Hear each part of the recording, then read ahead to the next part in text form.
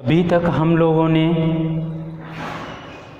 मूल भौतिक राशि, व्युत्पन्न भौतिक राशि और उनके मात्रकों के बारे में अध्ययन किया। मात्रक क्या होते हैं उसके बारे में भी अध्ययन किया। अब ये हम लोग अगली राशि देखते हैं, मात्रक पद्धति। मात्रक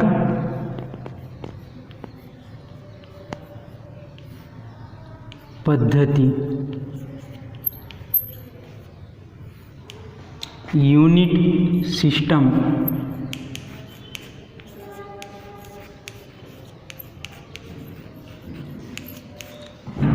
मात्रक पद्धति क्या होता है?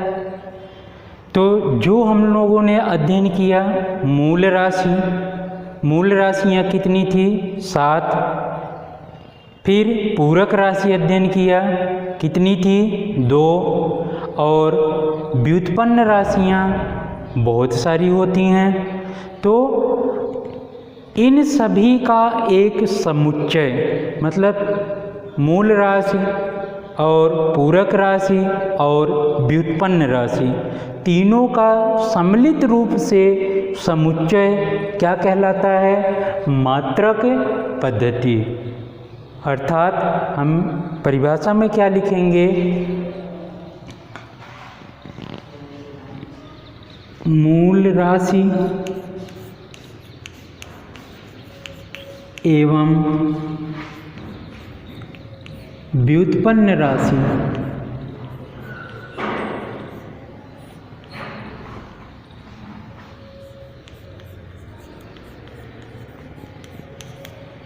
के समुच्चय को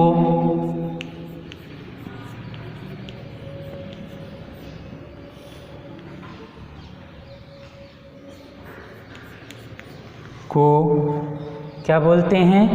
मात्रक पद्धति कहते हैं।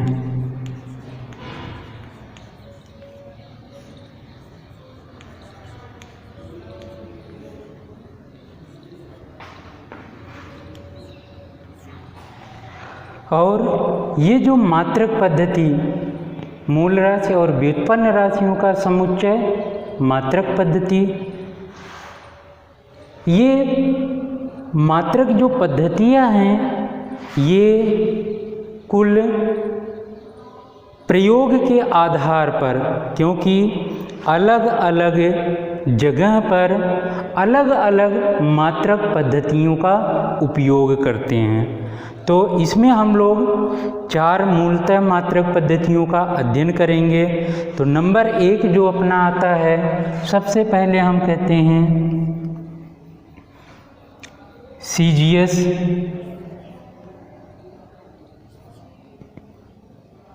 पद्धति।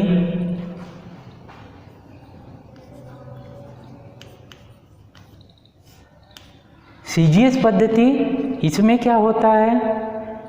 ये लंबाई वाली जो राशि है, लंबाई को हम किस में मापते हैं? इसी को हम सेंटीमीटर,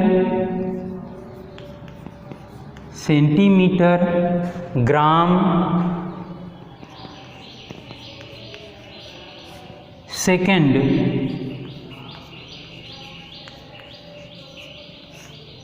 इसी को हम क्या नाम बोलते हैं? सेंटीमीटर, ग्राम, सेकंड पद्धति भी कहते हैं। मीन्स इसमें हम क्या करते हैं? जो लंबाई वाली राशि है, लंबाई को हम किस में मापते हैं? सेंटीमीटर में मापते हैं। और जो द्रव्यमान है, द्रव्यमान को हम किस में मापते हैं? उसको हम ग्राम में मापते हैं। और समय है, समय को हम किस में मापते हैं? सेकंड में। ये कहाँ पर उपयोग में लिया जाता था? तो ये अगर हम कहें तो ये फ्रांस है।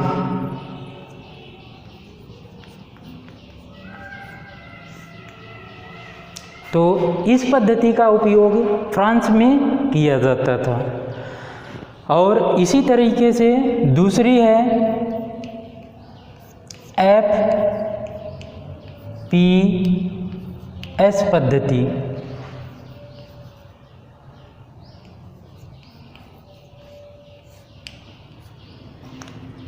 FPS पद्धति, इसमें क्या होता है, इसको बोलते हैं फुट पाउंड सेकेंड।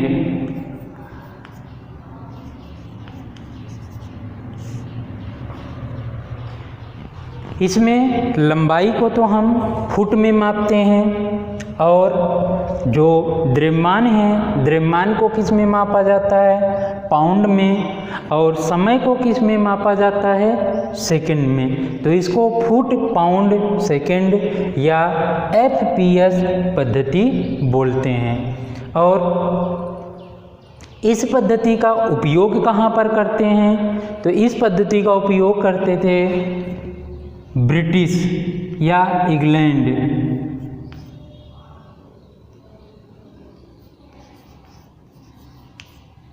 इसको ब्रिटिश पद्धति भी बोलते हैं और उसको फ्रेंच पद्धति भी बोला जाता है। तीसरा आता है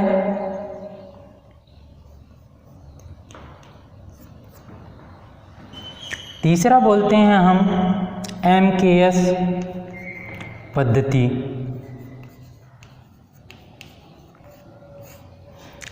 MKS पद्धति में क्या करते हैं, इसमें पूरे हम कहें मीटर,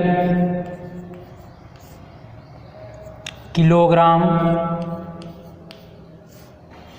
सेकंड पद्धति।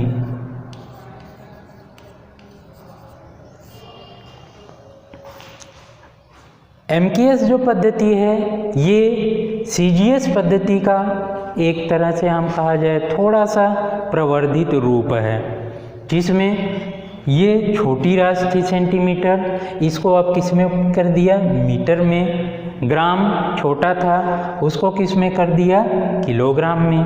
तो ये जो है CGS सिस्टम का प्रवर्धित रूप हो जाता है। और इसी को जो है, चाहे CGS सिस्टम की बात करें या MKS सिस्टम, ये मीट्रिक पद्धति भी बोली जाती है। इसको क्या बोलते हैं, मीट्रिक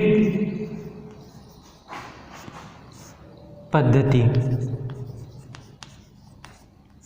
मीट्रिक पद्धति अर्थात इसमें जो भी मान है वो 10 की घात में चलता है, जो छोटे मान हैं या बड़े मान, क्योंकि मीटर तो स्टैंडर्ड मान हो गया, लेकिन इससे जो छोटे इकाइयाँ हैं, जैसे अगर हम बात करें millimetre, centimetre, decimetre, hectometre, decametre, तो इसमें अगर हम देखेंगे 10 की घात में या तो कमी होती है या तो 10 की घात में वृद्धि होती है। तो इसीलिए इसको क्या बोला जाता है, मीट्रिक पद्धति।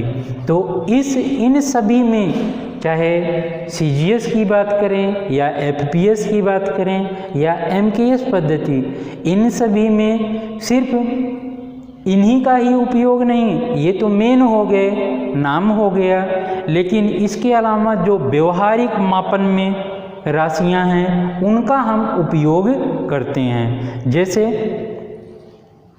आज भी पुराने टाइम में क्या होता था, लंबाई को मापने के लिए किसका उपयोग करते थे, गज। गज मतलब एक हाथ है, एक हाथ का जो है ये लंबाई हो गया, तो वो लंबाई के लिए जो है गज का ही उपयोग करते थे।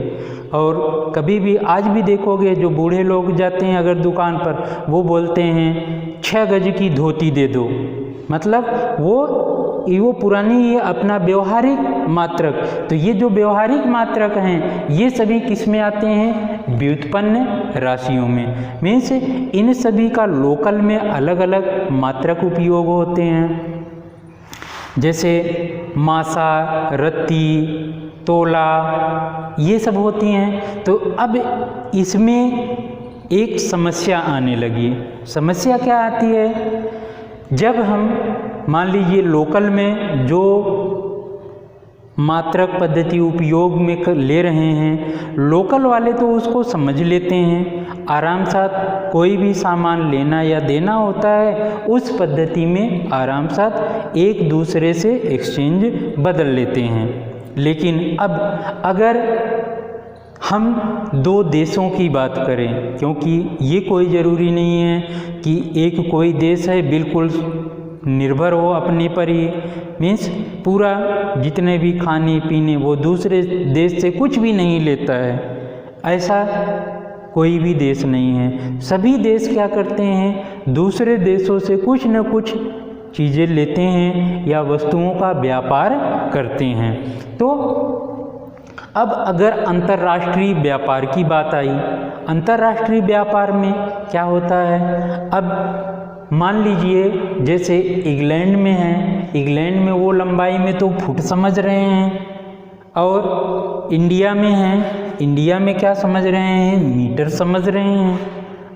हम मीटर समझ रहे हैं, इंग्लैंड में सिर्फ फुट समझ रहे हैं। अब वहाँ पर अगर हम जाएं, कहते हैं 1 मीटर कपड़ा दे दो, और अगला क्या, वो तो कहता है कि जो है 4 फुट कपड़ा जो है 15 रुपए का है। तो हम अब कहते हैं मीटर में, तो उसको तो मीटर पता नहीं है, मीटर और फुट में क्या संबंध है उसको पता नहीं है, या मीटर को वो समझता नहीं है। तो उस स्थिति में वो सामान को न तो हमें दे पाएगा, न ही हम उसको खरीद पाएंगे।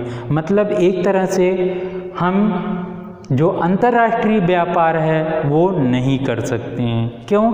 क्योंकि वहाँ पर दूसरे देश में दूसरा मात्रक यूज कर रहे हैं और हम कोई दूसरा मात्रक यूज कर रहे हैं। तो इस समस्या को दूर करने की बात आई, तो इसके लिए क्या हुआ, वैज्ञानिकों की एक मीटिंग बुलाई गई। वैज्ञानिकों की मीटिंग बुलाई गई तो वहाँ पर क्या हुआ, वहाँ पर एक अंतर्राष्ट्रीय, जिसको सभी लोग समझ सके, ऐसे मात्रक पद्धति का विकास हुआ। उसको हम नाम क्या देते हैं, उसको हम नाम देते हैं SI पद्धति। SI पद्धति।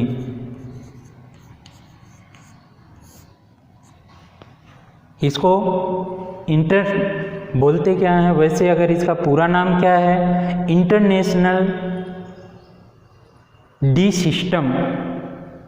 तो अंतर्राष्ट्रीय पद्धति भी इसको बोलते हैं। तो इसका जो है विकास कब हुआ, 1971 में। इसको और अच्छे से समझने के लिए एक दूसरा उदाहरण ले सकते हैं। उदाहरण के लिए, जैसे मुझे केवल हिंदी आती है और यहाँ पर कोई दूसरा कैंडिडेट है, हम आ जाते हैं राजस्थान में। राजस्थान में केवल वहाँ के लोगों को केवल मारवाड़ी आती है, हिंदी वो नहीं समझ पाते हैं, मान लेते हैं, और राजस्थान के लोग केवल मारवाड़ी समझते हैं और हमें मारवाड़ी नहीं समझ में आती, केवल हिंदी समझ में आती है। तब उस स्थिति में हम अगर राजस्थान में जाते हैं तो क्या राजस्थान की जो सभ्यता, या वहाँ किसी भी मार्केट में जाते हैं तो वहाँ पर कुछ भी चीज़ बोलेंगे हिंदी में तो वो अगला नहीं समझ पाएगा, क्योंकि वो तो केवल मारवाड़ी को समझता है। तब उस स्थिति में क्या होगा, वहाँ कोई भी चीज़ समझने के लिए या अध्ययन करने के लिए, वहाँ की सभ्यता जानने के लिए हमको क्या करना पड़ेगा, वहाँ की भाषा मारवाड़ी सीखनी पड़ेगी, तभी हम वहाँ की सभ्यता समझ सकते हैं। तो या दूसरा केस ऐसे ले लो, अगर हमको हिंदी आती है, इंग्लैंड चले जाते हैं, उनको केवल अंग्रेजी आती है, तो हम हिंदी में बोलेंगे तो क्या अंग्रेजी समझ पाएंगे, नहीं समझ पाएंगे। अब हमें हिंदी आ रही है, वो अंग्रेजी में बोलेंगे तो हमें समझ में आएगी, नहीं समझ में आएगी। इस तरीके से हम एक दूसरे की जो सभ्यता है उसको भी नहीं समझ सकते हैं। क्योंकि अगला क्या कहना चाह रहा है हम उसके विचार ही नहीं जान पाएंगे। अगला मांगेगा कुछ और हम उसको देंगे कुछ दूसरा, तो इस तरीके से समस्या आती है। तो इसीलिए क्या हुआ, एक इंटरनेशनल प्रॉब्लम जो है इसको दूर करने के लिए एक कॉमन लैंग्वेज का विकास हुआ। जो अंग्रेजी देखोगे अगर आपको आ रही है अच्छी प्रकार से, तो हम किसी भी देश में जाएं हर एक जगह इंग्लिश यूज होती है। तो हम वहाँ पर जो है जो भी चीज़ है वहाँ की लोकल लैंग्वेज नहीं जानते हैं, तो अगर हम इंग्लिश पता है तो हम वहाँ की सभ्यता या जो भी चीज़ परचेज करना है उसको भी हम इंग्लिश में बोल के अगला भी पढ़ा लिखा है तो वो भी इंग्लिश को समझ सकता है और वो उस चीज़ को हमको दे देगा। मीन्स हम जो चीज़ खरीदना चाहेंगे वो चीज़ हमको मिल जाएगी। लेकिन अगर एक दूसरे की लैंग्वेज कॉमन नहीं होगी तो हम कुछ मांगेंगे, अगला कुछ और ही वस्तु दे देगा। तो जैसे भाषा लैंग्वेज की समस्या को दूर करने के लिए कॉमन लैंग्वेज क्या बनाया गया, इंग्लिश, ठीक उसी तरीके से ये अलग अलग जगह जो अलग अलग मात्रक पद्धतियाँ उपयोग में ली जा रही थी, व्यापार में जो समस्या हो रही थी सामान को मापने में या राशियों को मापने में, उस समस्या को दूर करने के लिए एक अंतर्राष्ट्रीय पद्धति का विकास हुआ। उस पद्धति को हम क्या बोलते हैं, SI पद्धति। इसमें भी अगर हम बात करें, लंबाई को हम मीटर में ही मापते हैं, द्रव्यमान को किलोग्राम में और समय को सेकंड में ही मापा जाता है। तो ये अगर हम बात करें, ये जो SI पद्धति है, SI पद्धति MKS पद्धति का ही प्रवर्धित रूप होता है। अब SI पद्धति में MKS पद्धति को ही क्यों लिया गया, इसमें FPS पद्धति या CGS पद्धति को क्यों नहीं लिया गया?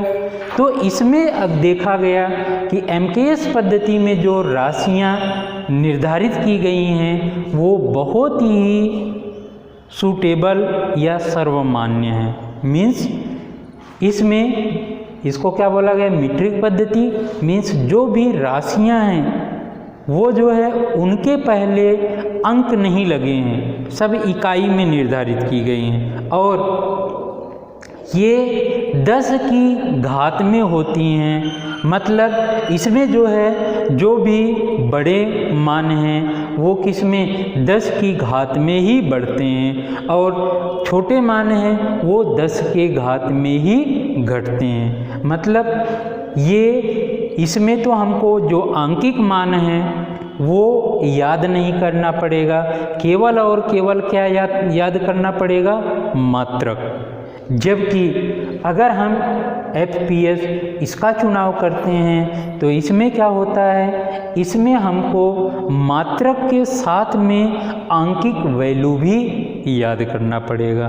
तो इस तरीके से दो चीज़ें याद करनी पड़ेंगी। मतलब ये कठिन हो जाता है, हम क्या करते हैं सरल से सरल अपनाने की कोशिश करते हैं या जो सुगम रास्ता होता है उसी को चुनते हैं। ठीक उसी प्रकार से इसमें हमको मापने में सुविधा होती है, इसलिए हम जो है इसको ही या इसका MKS का ही प्रवर्धित रूप जो है क्या दिया गया, SI पद्धति, जिसको हम बोलते हैं अंतर्राष्ट्रीय पद्धति। इसको हम क्या बोलते हैं, अंतर्राष्ट्रीय पद्धति। और इसका समय समय पर क्या किया जाता है, मीटिंग बुलाई जाती है और फिर जो है उसमें जो भी संशोधन होता है उसका संशोधन किया जाता है। क्योंकि विज्ञान में क्या होता है, कोई भी चीज़ नियत नहीं रहता है या जो भी चीज़ कहा गया है कोई ज़रूरी नहीं कि वैसा का वैसा बना रहे। जैसे जैसे अपना ज्ञान बढ़ता जाता है उसमें कुछ न कुछ हम नया करते जाते हैं। और वही चीज़ यहाँ पर भी वैज्ञानिकों की मीटिंग बुलाई जाती है बीच बीच में, और उसमें जो जिस प्रकार से संशोधन होता है उस संशोधन को किया जाता है। जैसे अभी पिछली मीटिंग बुलाई गई है, ये जो है 2018 में अभी पिछली मीटिंग भी बुलाई गई है। और हम लोग ये भी देखेंगे कि जो पहले मात्रक लिए गए थे उसमें भी चेंज किया गया, उसका नया भी नाम रखा गया है। तो ये जो है हम लोग एक विशेष चीज़ ध्यान रखो, SI पद्धति में ही कुल राशियों का जो निर्धारण किया गया है, तो इसमें तो जो मूल राशियां हैं, मूल राशि कितनी होती हैं, SI पद्धति में मूल राशि को 7 माना गया है। मीन्स SI पद्धति में मूल राशियां कितनी हैं, 7 हैं। और पूरक राशि कितनी है, पूरक राशि 2 मानी गई। तो ये 2 कैसे, पहले मीटिंग बुलाई गई तो पहले मीटिंग में 7 मूल राशियां निर्धारित की गई और उनसे मापन का कार्य कई सालों तक चला। लेकिन जैसे जैसे अपना ज्ञान बढ़ता गया कुछ और राशियां आई। अब उन राशियों का जो अपना ठोस कोण और तलीय कोण हम लोगों ने देखा, अब उन कोण को मापने के लिए जो 7 राशियां निर्धारित की गई थी, मानक मानी गई थी, उन राशियों से इनका मापन नहीं हो पाया। तो उस मीटिंग में क्या किया गया, 2 राशियों को और सम्मिलित किया गया। तो इसी को क्या बोला गया था, पूरक राशि। तो इनका ये जो है किस प्रकार से, तो ये जो है सारा जब मीटिंग बुलाया जाता है तो वो सर्वमान्य रूप से ये निर्धारित किया जाता है। तो ये 9 राशियों का हम अध्ययन करते हैं, जो ये क्या हैं, SI पद्धति की ही राशियां हैं। और व्युत्पन्न राशियां मैंने बताया था, ये मूल राशियों से ही गुणा भाग करके ही जो दूसरी राशियां प्राप्त की जाती हैं उसे ही हम क्या बोलते हैं, व्युत्पन्न राशि। उनकी संख्या बहुत सारी है, या व्यवहार में भी जो है अलग अलग जगह अलग अलग राशियां यूज में लेते हैं। तो ये जो व्युत्पन्न राशि है, मूल राशि, पूरक राशि, यही सम्मिलित रूप में या इनका जो समुच्चय है उसी को हम क्या बोलते हैं, मात्रक पद्धति। तो मात्रक पद्धति के बारे में हम लोगों ने अध्ययन किया और समझ में आ गया।